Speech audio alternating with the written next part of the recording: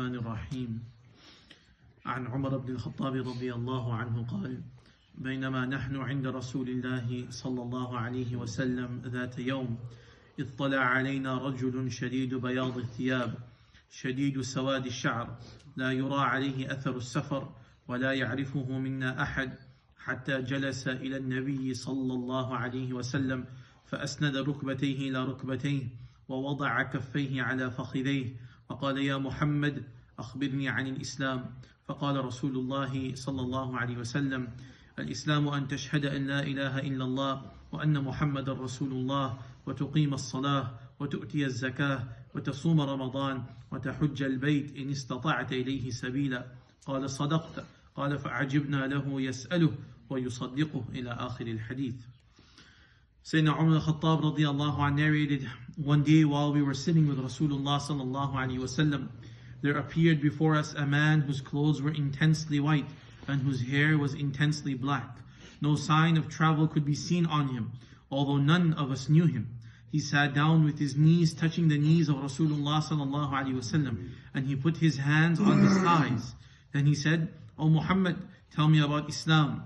Rasulullah sallallahu alaihi wasallam replied, "Islam is that you bear witness that there is no deity except Allah, and that Muhammad is the messenger of Allah, and that you establish salah, pay zakah, keep Ramadan fast, and perform hajj of the house of Allah if you have the means to do so."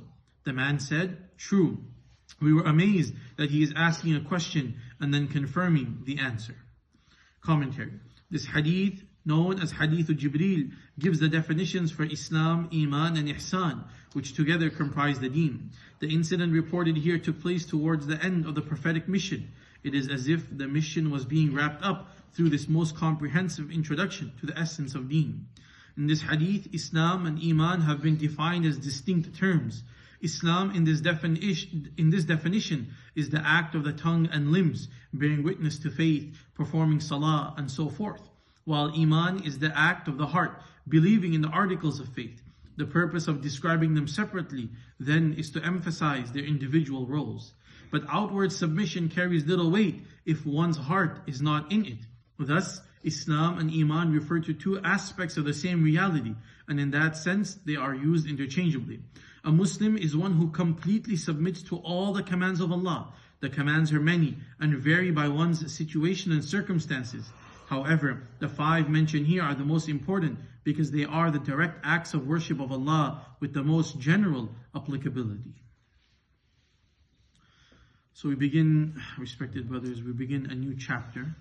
This is the chapter number 4 about Iman and Islam. So we began the kitab. The first chapter was about, actually the first chapter we didn't really read. That's about the ulum al-hadith, some of the information on the recording and the way the science of hadith has been preserved throughout the centuries, 1400 years and plus, and right till the day of Qiyamah, how this science of hadith has reached us from Rasulullah sallallahu alaihi wasallam, from person to person, generation to generation.